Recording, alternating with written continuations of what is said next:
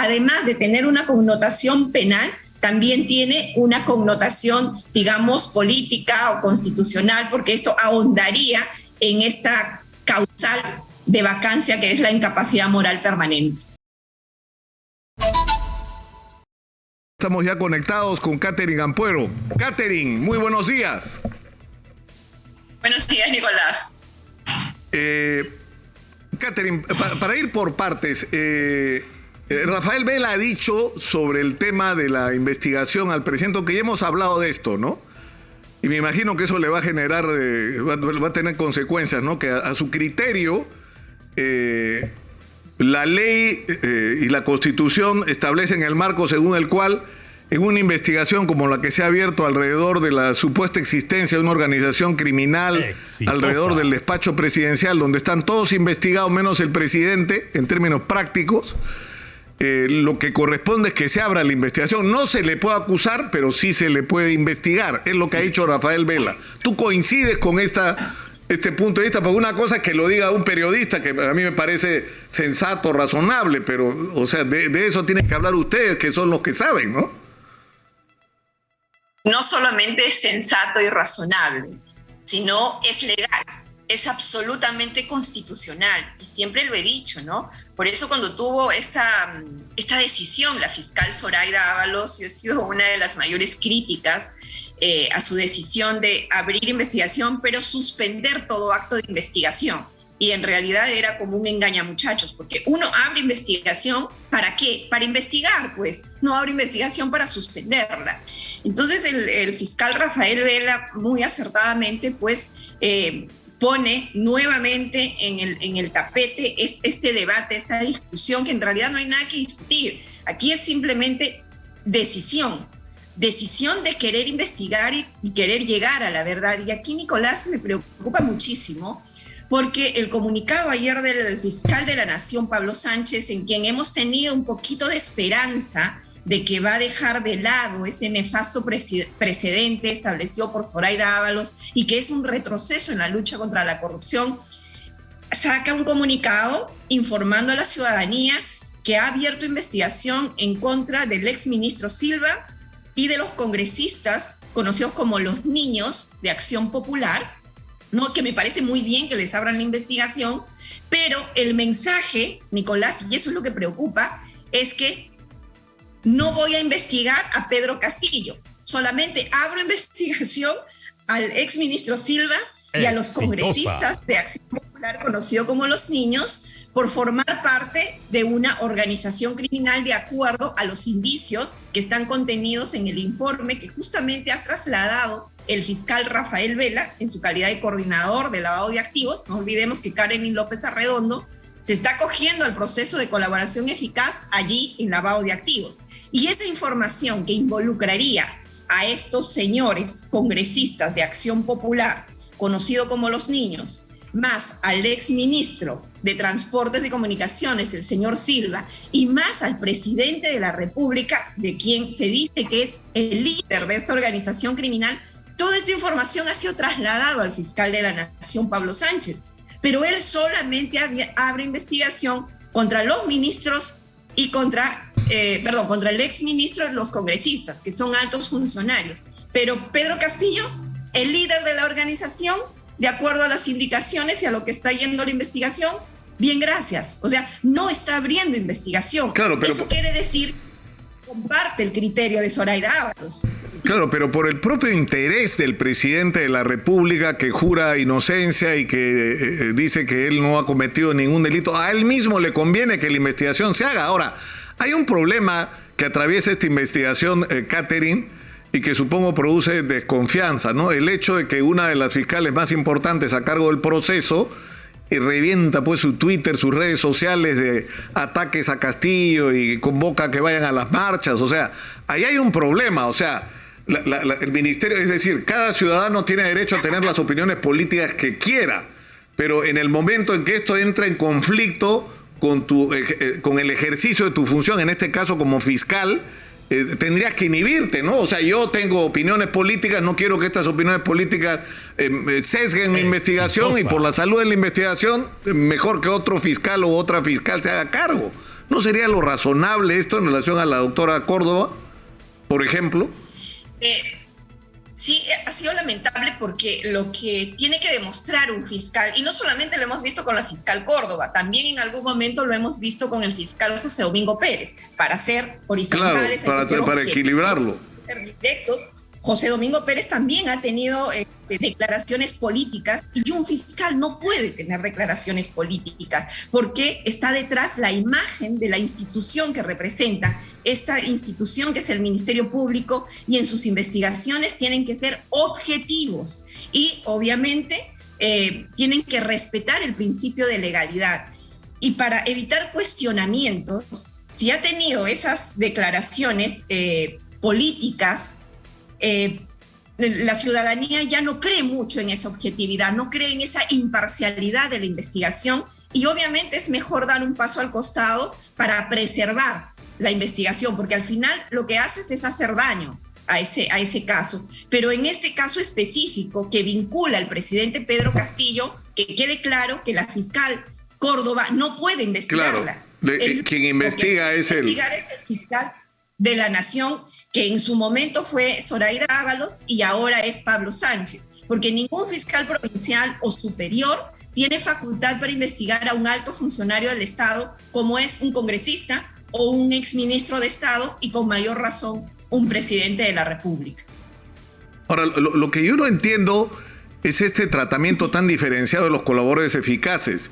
Ahora que se estaba revisando anoche en realidad la información con respecto al caso de Keiko Fujimori, resulta que uno de los testigos o los testimonios más importantes es el empresario Oscar Peña, que bueno, se ha revelado que era suya la identidad de este colaborador, no estoy yo diciendo algo que ya no se haya dicho, pero lo que me sorprende es lo siguiente. Él da la información, el doctor Fernández Alarcón ha dicho acá en Exitosa que toda la información que ha dado se ha podido corroborar y en la medida que se había corroborado le trasladó esa información a José Domingo Pérez para que la use en el proceso contra Keiko. Entonces es un colaborador, digamos, haciendo la comparación como Karenin López. Y entonces, ¿dónde está el señor Peña? Está perseguido por la justicia, está prófugo. Pero escúchame, pero si es colaborador como Karelim, no, Karelim sale en televisión, va al Congreso de la República, es una superestrella. Entonces no entiendo por qué esa diferenciación en el tratamiento a los colaboradores. Si eres un colaborador que dices cosas que me gustan, entonces anda nomás por ahí diciendo lo que quieras, porque estás reconociendo que has cometido un delito, pero si dices cosas que me desagradan o que pueden perjudicar a los líderes de tu partido, en este caso a Keiko, entonces eres un apestado. No entiendo eso. ¿Por qué ante la misma situación hay un tratamiento tan diferenciado?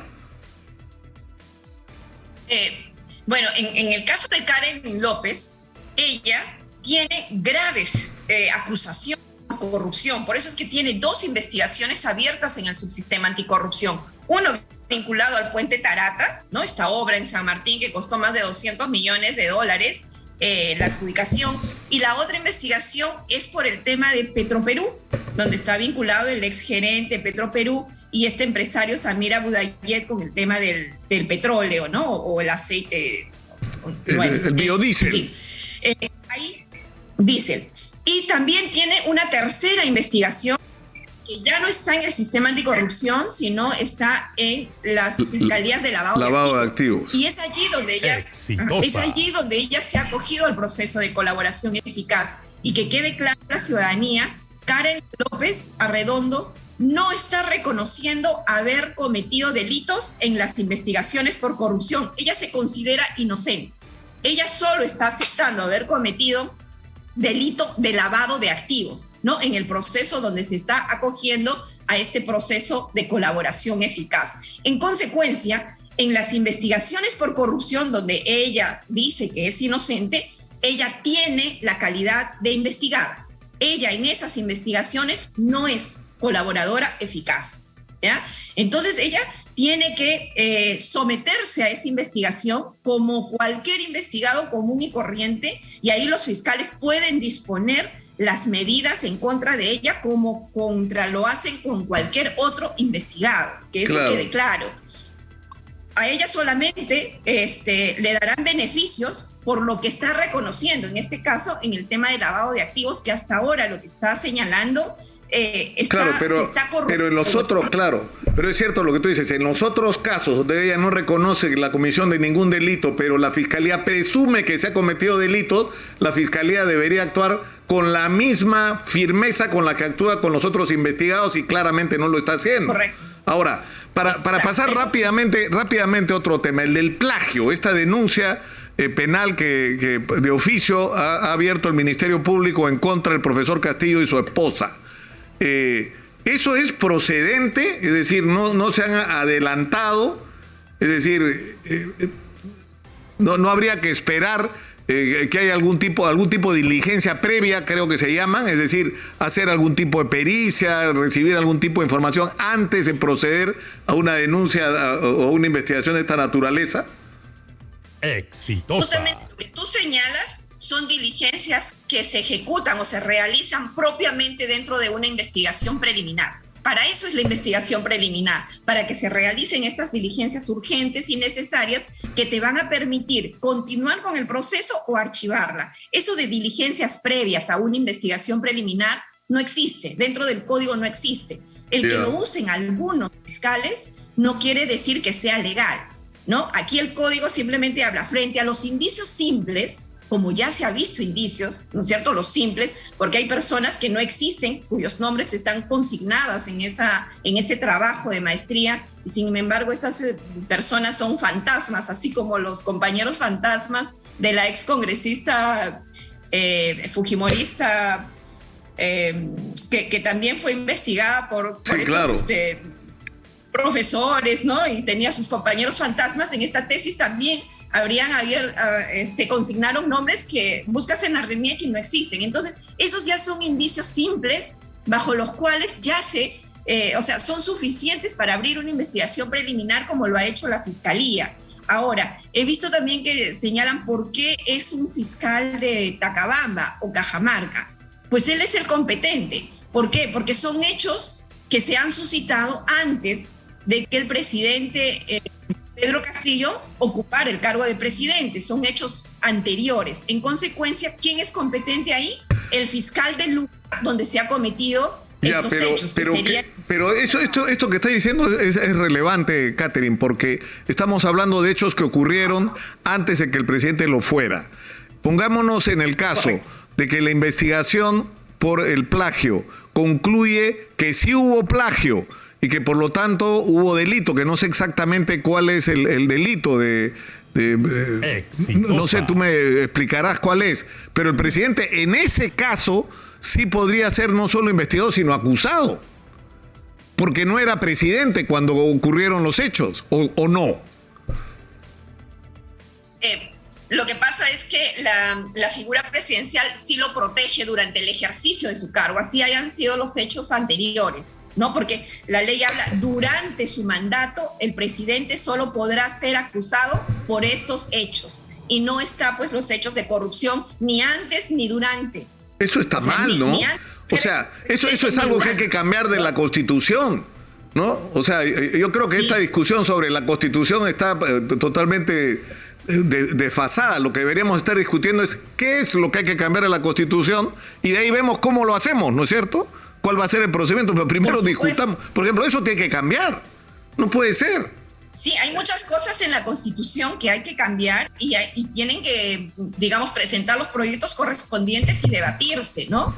Ahora, ¿qué delitos se estarían cometiendo? Como tú señalabas, aquí estaríamos hablando de delito de falsificación y que podría, bueno, por el tiempo transcurrido, porque esto estamos hablando desde el año 2012, a la fecha ya habría prescrito. Sin embargo, eso quería preguntarte. No me digas más, Catherine. Vamos a la pausa, porque alguien ayer me decía, yo creo que ya prescribió, y es una buena pregunta. ¿Prescribió o no prescribió? O sea, igual desde el punto de vista moral es complicado, pero ¿qué pasó si prescribió? Hablemos de eso tras la pausa, por favor.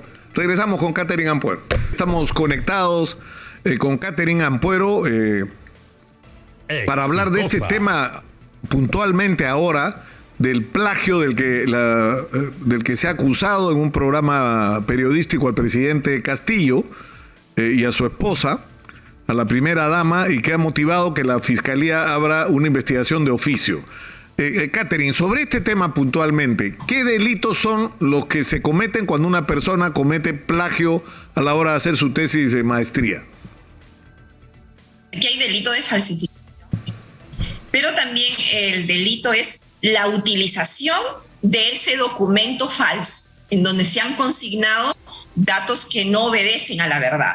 Entonces, si bien el delito de falsificación en sí, el haber insertado información falsa dentro de un documento público, ya habría prescrito, considerando que esto sucedió en el año 2012, sin embargo, este documento con información falsa, este documento falso, habría sido utilizado de manera permanente, tanto por el presidente como por su esposa. Y gracias a ese documento, que es la tesis que ha dado origen pues, a que le otorguen el título de magíster, ha sido presentado ante el Ministerio de Educación y eso le habría permitido tener una remuneración más alta a ambos, justamente por tener este título de magíster. Entonces, desde que se habría cometido el delito de falsificación, este documento falsificado ha sido utilizado permanentemente para obtener un beneficio económico irregular, ¿no es cierto?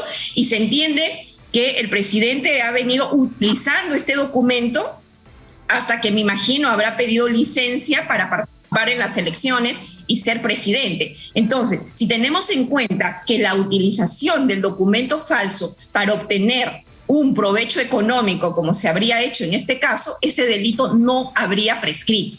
Habría prescrito para el que cometió el delito de falsificación, que esto... Claro, para el origen. Ahora, pero, o sea, ¿esto qué significa? Que sus abogados podrían presentar un escrito ante la Fiscalía, decía, esta investigación no procede porque los delitos que se atribuyen prescribieron. En ese punto, te nos fuiste, Catherine, ¿no? Sí. No te escuché.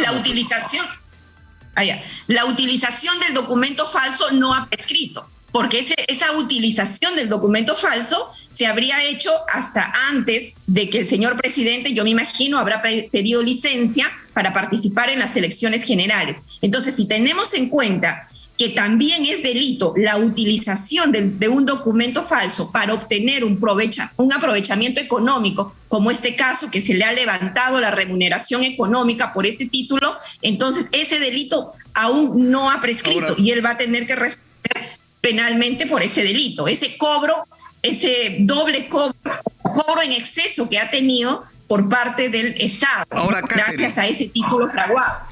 Catherine, sin embargo, esto tiene un procedimiento previo, ¿no? Quien debe determinar si el título fue otorgado adecuadamente o no es la propia universidad que lo dio, ¿no? La Universidad César Vallejo.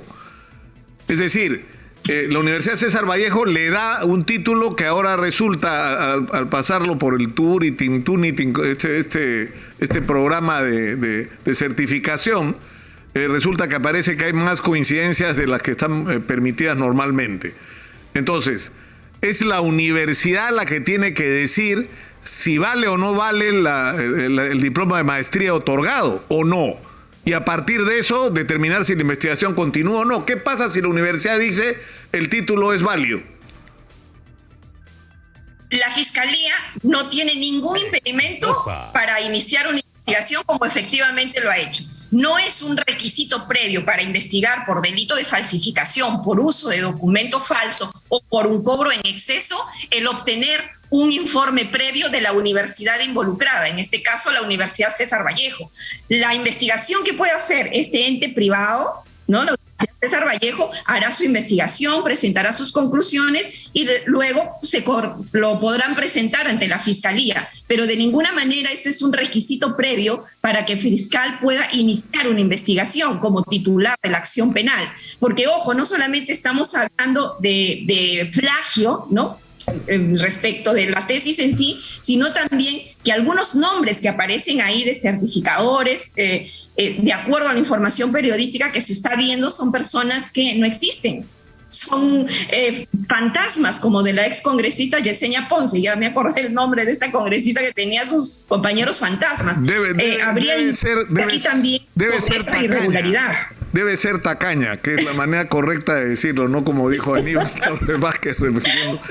Ahora, escúchame, Catherine, para entendernos, entonces, la universidad puede decir el título fue otorgado legítimamente, pero la Fiscalía igual continúa la investigación, pero si la Fiscalía continúa y concluye que en realidad esa tesis, para presentar esa tesis se utilizó cometiendo delitos y apropiaciones de autoridades intelectuales ajenas, ¿no es cierto?, material, bueno, la universidad terminaría implicada también.